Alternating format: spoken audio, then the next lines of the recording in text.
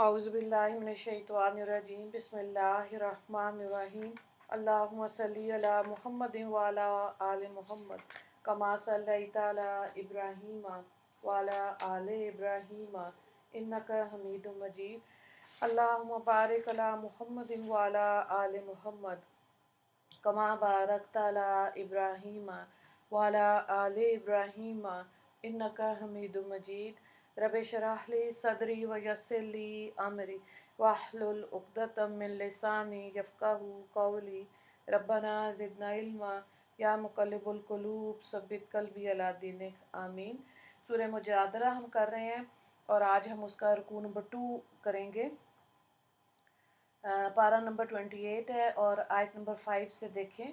नहीं, आयत नंबर 7 से देखें। अलम तरा अन्नल्लाह यअलमु मा फिस समावाति व मा फिल अर्द मा यकूनु मिन नजवा सलासतिन इल्ला हुवा राबिउहुम वला खमसतिन इल्ला हुवा सादिसुहुम वला अदना मिन ज़ालिका वला अक्सरा इल्ला हुवा मअहुम ऐनमा कानु सुम्मा युनब्बिउहुम बिमा अमिलू यौमल क़ियामा इन्नल्लाहा बिकुल्लि शैइन अलीम। क्या आपने इस पर नज़र नहीं फरमाई कि अल्लाह ताला सब कुछ जानता है जो आसमानों में है और जो ज़मीन में है। कोई सरगोशी 3 आदमियों की ऐसी नहीं होती जिसमें चौथा वो ना हो, और ना 5 की होती है जिसमें छठा वो ना हो, और ना इससे कम और ना इससे ज़्यादा, मगर वो इन लोगों के साथ होता है। वो लोग कहीं कहीं भी हों, फिर इनको क़यामत के रोज़ इनके किए हुए काम बताएगा। बेशक अल्लाह ताला को हर बात की पूरी खबर है। अगली आयत को देखें, आयत नंबर 8 से लेकर 10 तक। अलम तरा इलल्लज़ीना नूहू अनिन नजवा सुम्मा युदूना लिमा नूहू अनहु व यतखाजूना बिल इस्मि वल उदवानी व मासियतिर रसूली व इज़ा जाऊका हय्युका बिमा लम युहय्यिका बिहिल्लाहु व यक़ूलूना फ़ी अनफुसिहिम लौला युअज़्ज़िबुनल्लाहु बिमा नक़ूल हस्बुहुम जहन्नमा यस्लौनहा फ़बिअसल मसीर या अय्युहल्लज़ीना आमनू इज़ा तनाजयतुम फ़ला ततनाजऊ बिल इस्मि वल उदवानी व मासियतिर रसूली व तनाजऊ बिल बिर्रि वत्तक़वा वत्तकुल्लाहल्लज़ी अलैहि तुहशरून इन्नमन नजवा मिनश्शैतानि लियहज़ुनल्लज़ीना आमनू व लैसा बिज़ार्रिहिम शैअन इल्ला बिइज़्निल्लाह व अलल्लाहि फ़ल्यतवक्कलिल मुमिनून। तर्जुमा देखें। क्या आपने इन लोगों पर नज़र नहीं फरमाई जिनको सरगोशी से मना कर दिया गया था, फिर वही काम करते हैं जिससे इनको मना किया गया था, और गुनाह और ज़्यादती और रसूल की नाफरमानी की सरगोशियाँ करते हैं। और वो लोग जब आपके पास आते हैं आपको ऐसे लफ्ज़ से सलाम कहते हैं जिससे अल्लाह ने आपको सलाम नहीं फरमाया, और अपने जी में कहते हैं कि अल्लाह ताला हमारे इस कहने पर सज़ा क्यों नहीं देता। उनके लिए जहन्नम काफ़ी है, इसमें ये लोग दाखिल होंगे, सो वो बुरा ठिकाना है। ए ईमान वालो, जब तुम सरगोशी करो तो गुनाह और ज़्यादती और रसूल की नाफरमानी की सरगोशियाँ मत करो, और नफ़ा रसानी और परहेज़गारी की बातों की सरगोशियाँ करो, और अल्लाह से डरो जिसके पास तुम सब जमा किए जाओगे। ऐसी सरगोशी महज शैतान की तरफ से है ताकि मुसलमानों को रंज में डाले, और वो अल्लाह के अलावा के इरादे के इनके कुछ तक नुकसान नहीं पहुंचा सकता, और मुसलमानों को अल्लाह ही पर तवक्कल करना चाहिए। तो यहाँ पे देखें सरगोशियों की जो गुस्ताखी है उसके बारे में आता है कि मुनाफिकीन मदीना जो अमूमन यहूदी थे मगर बज़ाहिर मुसलमानों का बढ़ता हुआ असर देखकर मुसलमान हो गए थे, ये नबी करीम सल्लल्लाहु अलैहि वसल्लम की मजलिस में बैठकर सरगोशियाँ करते थे और मजलिस में बैठने वालों का मजाक उड़ाते थे। इन पर ऐब पकड़ते, एक दूसरे के कान में इस तरह बात करते और आंखों से इशारे करते जिससे मुखलिस मुसलमानों को तकलीफ़ होती थी। इस पर इन आयात का नज़ूल हुआ जिनमें बताया जाता है कि ए नबी सल्लल्लाहु अलैहि वसल्लम, आपने इन लोगों को भी देखा जिनको सरगोशी से मना कर दिया गया था, मगर वो फिर भी वही काम करते हैं जिससे इनको मना किया गया था, اور سرگوشی بھی ایسی کرتے ہیں جس میں گناہ، زیادتی، رسول کی نافرمانی کی باتیں ہوں۔ تو ایک گستاخی اور شرارت ان منافقین کی یہ بیان ہوئی۔ اور جو سلام نبی کریم صلی اللہ علیہ وآلہ وسلم کو یہودی کیا کرتے تھے، منافقین کی جو عموماً یہود تھے، یہ بھی عادت تھی کہ جب آپ صلی اللہ علیہ وآلہ وسلم کی خدمت میں آتے تو براہ راست شرارتاً بجائے السلام علیکم کے دبی زبان سے السلام علیکم کہتے۔ اس کے متعلق آیت میں بتایا گیا کہ اے نبی صلی اللہ علیہ وآلہ وسلم، اللہ نے تو آپ کو دوسرے انبیاء کے ساتھ یہ دعائیں دیں، جسے سلام علی المرسلین، سلام علی عبادہ الذین اصطفیٰ، اور مومنین کی زبانوں سے کہلوایا السلام علیکہ ایہا النبی ورحمۃ اللہ وبرکاتہ۔ مگر یہودی جب آپ کے پاس آتے ہیں تو بجائے السلام علیکم کے دبی زبان سے السلام علیکم کہتے ہیں، جو ایک بد دعا ہے جس کے معنی ہے نعوذ باللہ تمہیں موت آئے۔ گویا اللہ نے جو سلامتی کی دعا آپ کو دی تھی، یہ اس کے خلاف بد دعا دیتے تھے۔ پھر آپس میں کہتے کہ اگر یہ واقعی رسول ہیں تو اس کہنے سے ہم پر فوراً عذاب کیوں نہیں آتا؟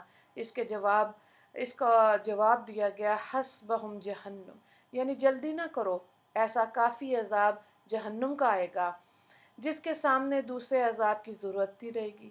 احادیث میں یہود کے متعلق آیا کہ نبی کریم صلی اللہ علیہ وآلہ وسلم کی عادت تھی کہ جب کوئی یہودی السلام علیکم کہتا تو آپ صرف وعلیک فرماتے، اور اس طرح السلام علیکم کی بد دعا انہی پر پلٹ جاتی۔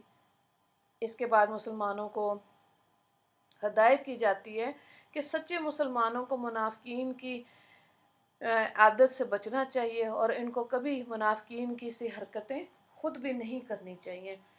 تو اس لیے جو چیز غلط ہے اس سے اپنے آپ کو خود بچانا ہے۔ اگلی آیات کو دیکھیں، یا ایہا الذین آمنوا اذا قیل لکم تفسحوا فی المجالس فافسحوا یفسح اللہ لکم وَإِذَا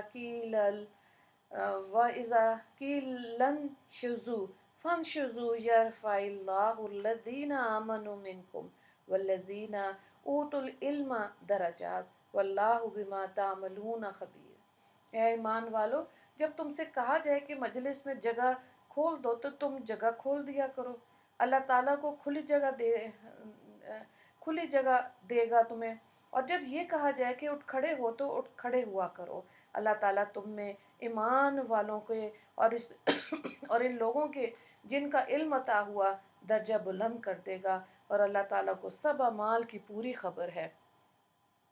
تو دیکھیں شان نزول کے بارے میں آتا ہے کہ ان آیات میں یہ شان نزول ہے کہ ایک بار صلی اللہ علیہ وآلہ وسلم مسجد کے چھپڑ کے نیچے تشریف رکھتے تھے۔ مجلس میں مجمع زیادہ تھا، جگہ تنگ تھی، اور حضور صلی اللہ علیہ وآلہ وسلم کی عادت مبارکت تھی کہ جو مہاجر اور انصار بدر کی لڑائی میں آپ کے ساتھ تھے، آپ ان کی بڑی عزت اور تکریم کیا کرتے تھے۔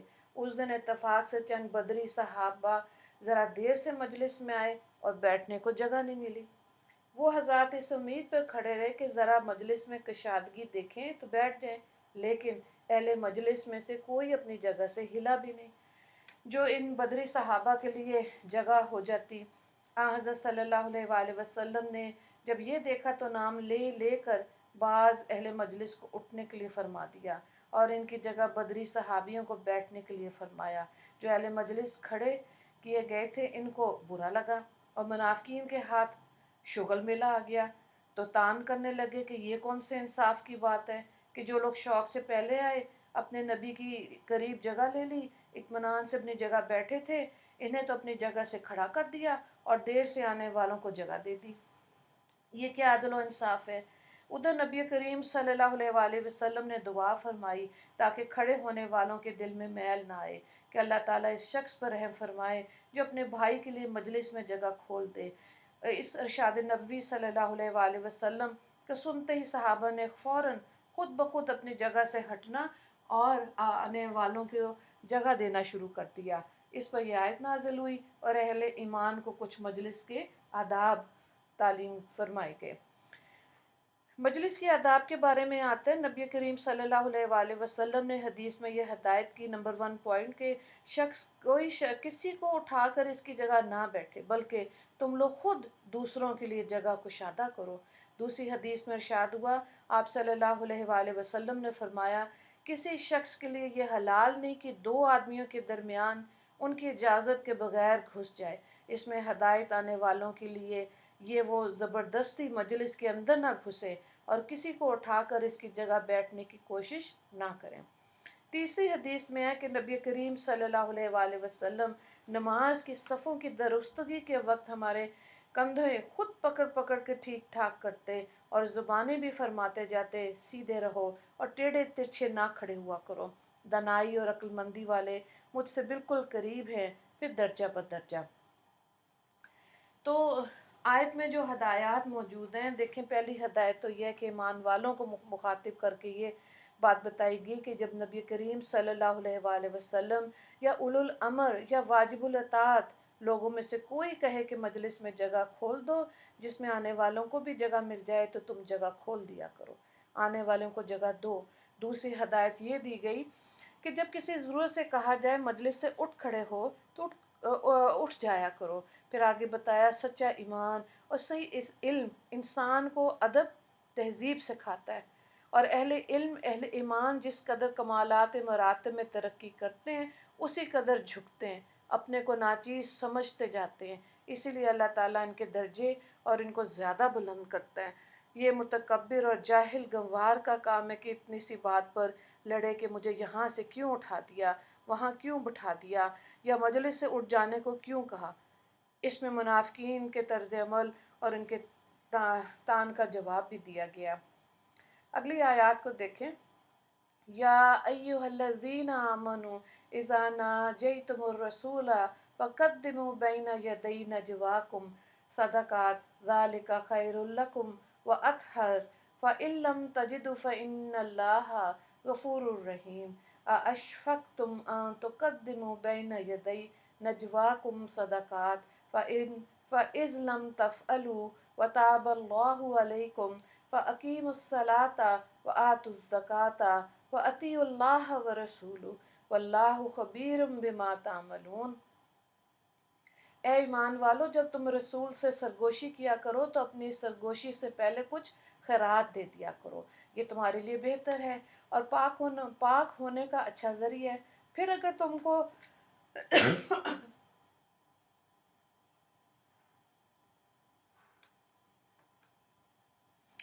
تم اس چیز پہ قدرت نہ رکھو تو اللہ تعالیٰ غفور الرحیم ہے۔ کیا تم اپنی سرگوشی کے قبل خیرات دینے سے ڈر گئے؟ تو جب تم نہ کر سکے اور اللہ تعالیٰ نے تمہارے حالات پر عنایت فرمائی تو تم نماز کے پابند رہو، زکوٰۃ دیا کرو اور اللہ اور اس کے رسول کا کہنا مانا کرو، اور اللہ کو تمہارے سب اعمال کی پوری خبر ہے۔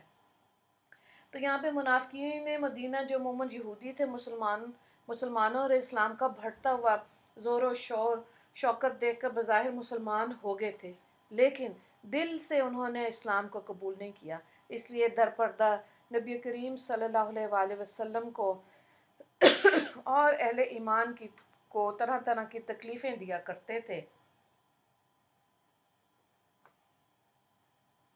ان کی ایذا رسانیوں کے ایک امر یہ بھی تھا کہ منافقین وقت بے وقت رسول اللہ صلی اللہ علیہ وآلہ وسلم سے سرگوشی کے لیے آ جایا کرتے تھے۔ منافقین بے فائدہ باتیں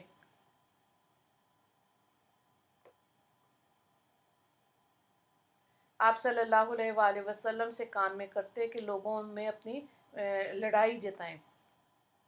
دیکھا دیکھی بعض مسلمانوں میں سے تو غیر مہم باتوں میں سرگوشی کر کے اتنا وقت لے لیتے تھے کہ دوسروں کو نبی کریم صلی اللہ علیہ وآلہ وسلم سے مستفید ہونے کا موقع نہ ملتا، یا کسی وقت آپ خلوت چاہتے تو اس میں بھی تنگی ہوتی تھی، لیکن حضور صلی اللہ علیہ وآلہ وسلم مروت اور اپنے اخلاق کریمہ کے سبب کسی کو منع نہیں فرماتے تھے۔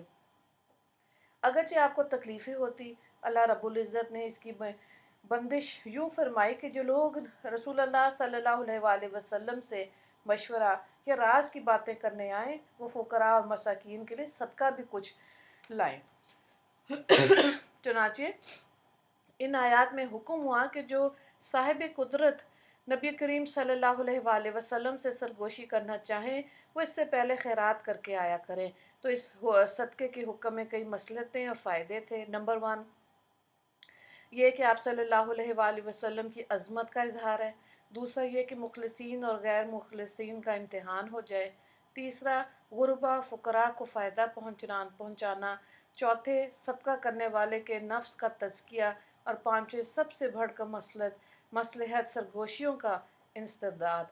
हाँ, जिसके पास खैरात सदका करने को कुछ भी नहीं हो, इससे ये कैद माफ़ थी। जब ये हुक्म उतरा तो मुनाफिकीन ने मारे बुखल और कंजूसी के वो आदत छोड़ दी और मुसलमान भी समझ गए कि रसूलुल्लाह सल्लल्लाहु अलैहि वसल्लम से ज़्यादा सरगोशियाँ करना अल्लाह ताला को पसंद नहीं है। इसलिए ये कैद सदका करने की लगाई गई थी। फिर रवायात में है कि हज़रत अली रज़ी अल्लाह ताला अन्हु फरमाते हैं कि जब ये हुक्म आया तो आप सल्लल्लाहु अलैहि वसल्लम ने मुझसे पूछा कितना सदका मुकर्रर किया जाए, क्या 1 दिनार? मैंने अर्ज़ किया ये लोगों की बस से ज़्यादा उनके कुदरत से ज़्यादा है। आपने फरमाया निस्फ दिनार। मैंने अर्ज़ किया लोग इसकी भी कुदरत नहीं रखते। फरमाया फिर कितना? मैंने अर्ज़ किया एक जौ बराबर सोना। आप सल्लल्लाहु अलैहि वसल्लम ने फरमाया तुम बड़े ही जाहिद हो, लेकिन तुमने इतनी कम मिकदार का मशवरा दिया। हज़रत अली रज़ी अल्लाह ताला अन्हु फरमाते हैं कि बस मेरी वजह से अल्लाह ताला ने इस उम्मत पर तखफीफ कर दी। इस सदक़े के हुक्म के बाद दूसरा हुक्म बाद में नाजिल हो गया जिससे सदक़े के वजूब को मनसूख कर दिया। चुनाचे आगे इरशाद होता है कि सदक़े का हुक्म देने से जो मकसद था वो हासिल हो गया। अब ये वाकई हुक्म उठा लिया गया और इस वजूब को मनसूख किया गया। यहाँ पे दूसरा रुकू मुकम्मल हो गया। इसके सवालात को देखें। 7 सवालात हैं। पहला सवाल है मुनाफिकीन की सरगोशी की गुस्ताखी बयान करें। दूसरा सवाल है यहूदी जो सलाम नबी करीम सल्लल्लाहु अलैहि वसल्लम को करते उसकी वजाहत करें, आयत नंबर 8। तीसरा है अहादीस से मजलिस के आदाब तहरीर करें। और नंबर 4 शान नज़ूल तहरीर करें, आयत नंबर 11। अगला सवाल है आयत में मौजूद हदायत तहरीर करें, आयत नंबर 11।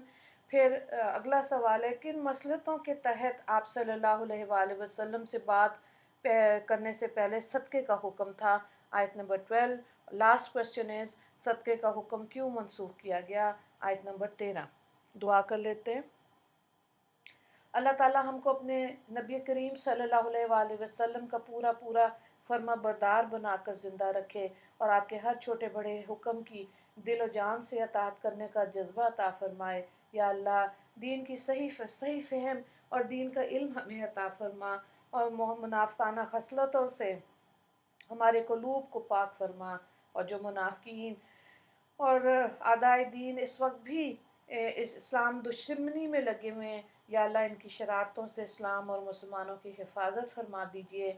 इस्लामी शरीयत ने जो हर मामले में हमको इंतज़ाम की, नज़म की, असूल की तालीम दी, इससे हमें अमल की तौफ़ीक अता फ़रमा दीजिए। या अल्लाह दुनिया और आखिरत की भलाइयाँ अता फ़रमा। आमीन या रब्बुल आलमीन। व आखिर दावाना अनिल हम्दुलिल्लाहि रब्बिल आलमीन। अल्लाहुम्मा अग़फ़िर लिल मुस्लिमीन वल मुस्लिमात वल मोमिनीन वल मोमिनात। अस्सलामु अलैकुम व रहमतुल्लाहि व बरकातुहू।